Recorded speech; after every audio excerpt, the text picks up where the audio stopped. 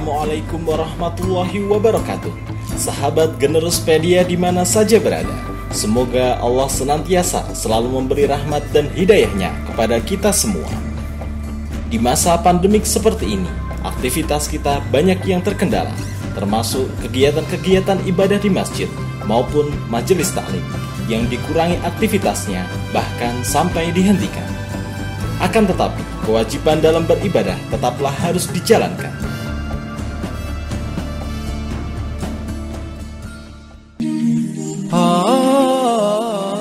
Sahabat Generuspedia, sebentar lagi kita akan menjumpai Hari Raya Kurban atau Idul Adha.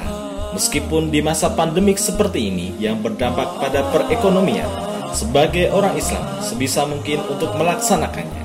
Karena berkurban adalah salah satu cara untuk mendekatkan diri dan bukti cinta seorang hamba terhadap Allah Subhanahu wa Ta'ala. Kurban bila dilihat dari segi bahasa Arab, artinya adalah mendekatkan, yaitu dari kata korb atau korib. Berarti berkorban itu mendekatkan sesuatu terhadap apa yang kita cintai. Jadi cinta pasti butuh pengorbanan, termasuk cinta kita kepada Allah Subhanahu wa Ta'ala. Cinta seorang laki-laki terhadap perempuan yang ia cintai, mahar sebesar apapun yang diminta oleh perempuan tersebut akan ia berikan karena ia cinta terhadap wanita tersebut.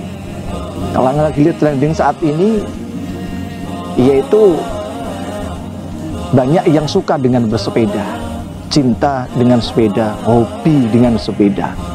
Karena cintanya, hobinya, ia rela mengeluarkan rupiah demi untuk mendapatkan sepeda itu.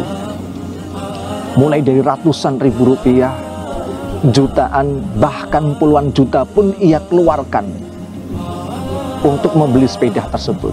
Semua karena apa? Karena dasar rasa cinta di dalam hatinya. Lantas bagaimana dengan cinta kita kepada Allah? Sudahkah kita banyak berkorban untuk Allah? Yang mana begitu banyak nikmat, bahkan rezeki yang Allah berikan kepada kita semua.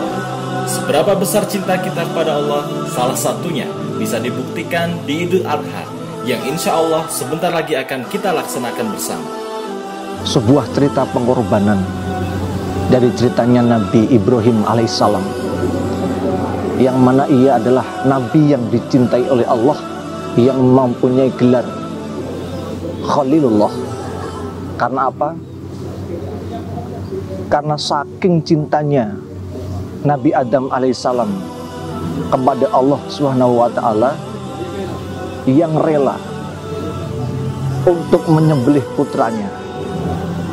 Yang suatu cerita saat itu Nabi Ibrahim alaihissalam pada tanggal 8 yang sekarang disebut Yaumut Tarwiyah, yang mana Yaumut Tarwiyah itu ada di mana hari pertama kali Nabi Ibrahim alaihissalam bermimpi menyembelih putranya yang bernama Nabi Ismail.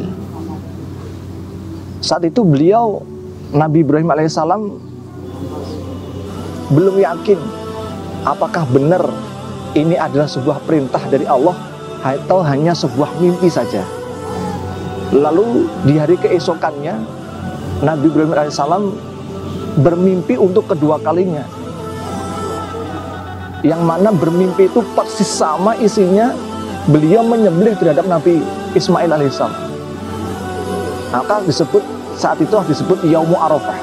Yaumul Arafah itu adalah, Arafah itu artinya mengetahui jelas benar bahwa itu adalah perintah wahyu dari Allah Subhanahu wa Ta'ala yang diperintahkan kepada Nabi Ibrahim alaihissalam.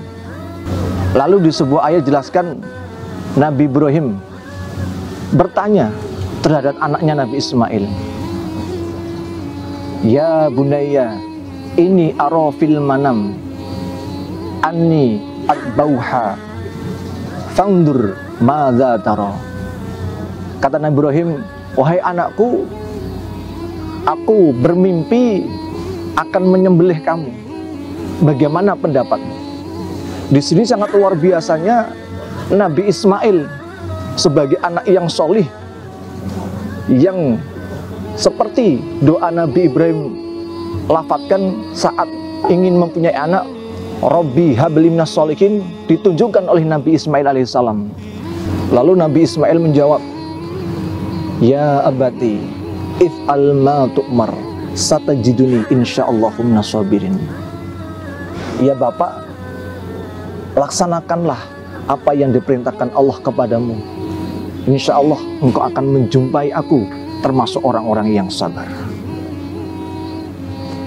Saking cintanya Nabi Ibrahim alaihissalam terhadap Allah Subhanahu wa ta'ala, ia rela mengorbankan anaknya sendiri untuk disembelih. Bahkan itu disembelih dengan tangannya sendiri. Kalau tanpa cinta Nabi Ibrahim maupun Nabi Ismail tidak akan mungkin untuk mengorbankan jiwa raganya. Idul Adha ada di dalam bulan Dzulhijjah, yang tepatnya di tanggal 10 Dzulhijjah. Sebelum kurban dilaksanakan, ada amalan sunnah yang terkadang lupa untuk kita laksanakan. Yang pertama, tidak memotong kuku rambut mulai tanggal 1 Dzulhijjah sampai dengan 10 Dzulhijjah. Mangkana lahu dibahun yadbahu faida uhilla hilalu Dzulhijjah wala ya'khudanna min sya'ri wala min atfari syai'an hatta yudahi. Siapa saja yang ingin berkurban dan apabila telah memasuki awal Dzulhijjah, maka janganlah ia memotong rambut dan kukunya sampai ia berkurban. Hadis riwayat Muslim. 2. Puasa Arafah bagi yang tidak melaksanakan ibadah haji, yang pahalanya yaitu diampuni dosa 1 tahun sebelumnya dan sesudahnya. An Rasulillah sallallahu alaihi wasallam, innallaha yukaffiru bisaumin yaumi Arafah as-sanatal lati qablah wa sanatal lati ba'dah. Sesungguhnya dengan puasa Arafah Allah mengampuni dosa 1 tahun sebelum dan sesudahnya. Hadis riwayat Tirmidzi.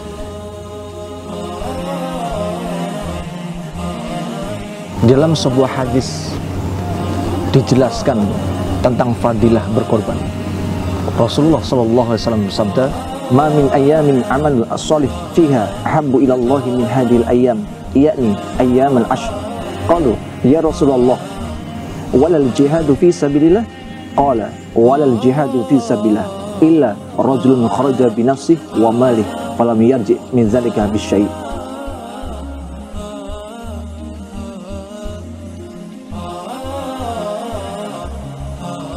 Jadi kefadlan dalam berkorban yaitu yang bisa membandingi pahalanya adalah orang yang keluar membawa harta untuk berperang fisabilillah dan kembali hanya tinggal nama.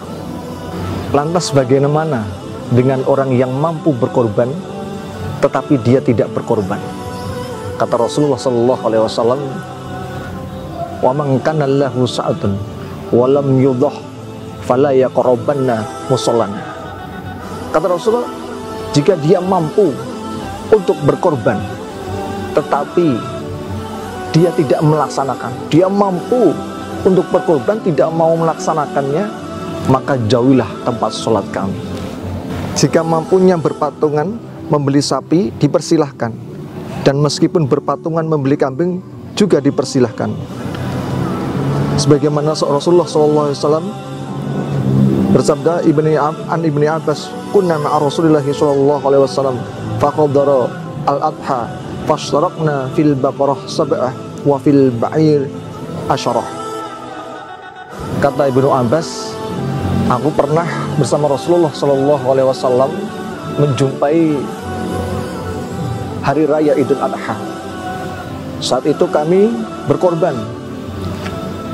Untuk sapi kami patungan 7 orang dan untuk onta kami patungan 10 orang.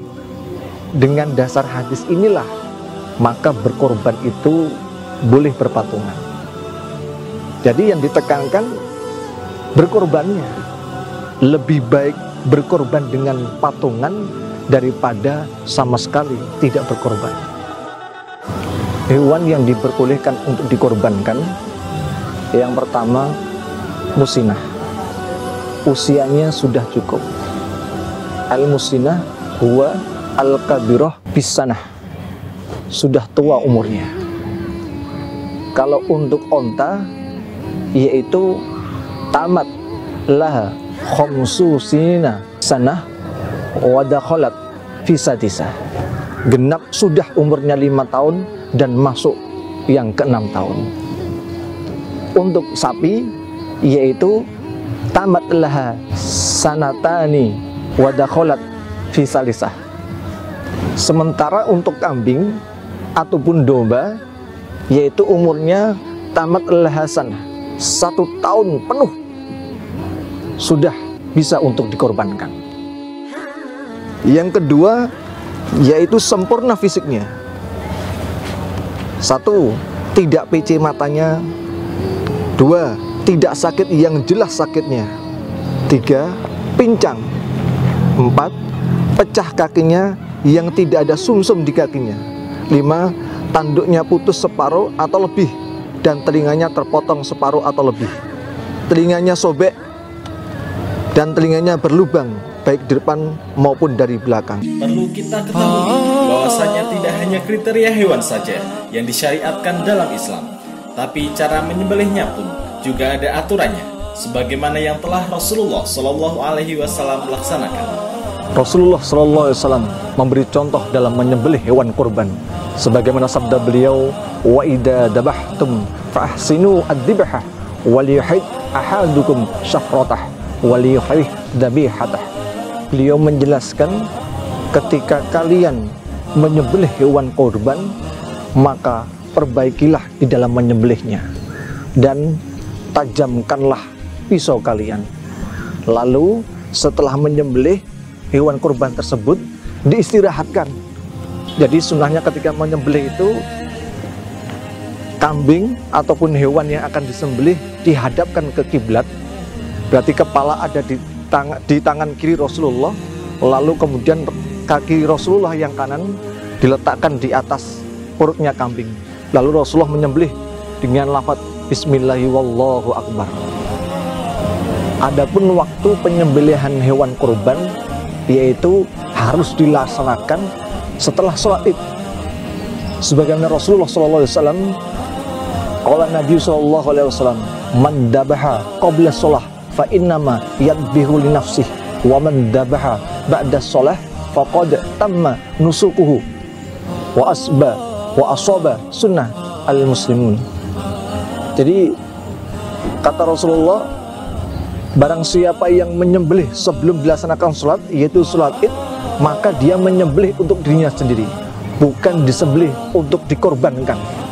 Dan barang siapa yang menyembelih setelah sholat Id dilaksanakan, maka sungguh sempurnalah korbannya dan mencocoki sunnahnya orang-orang Islam. Hari diterimanya penyembelihan hewan korban, ada 2 riwayat yang menjelaskan. Yang pertama, yaitu sebagaimana yang diucapkan oleh sahabat Abdullah bin Umar, al-adha yaumani ba'da yaumil adha.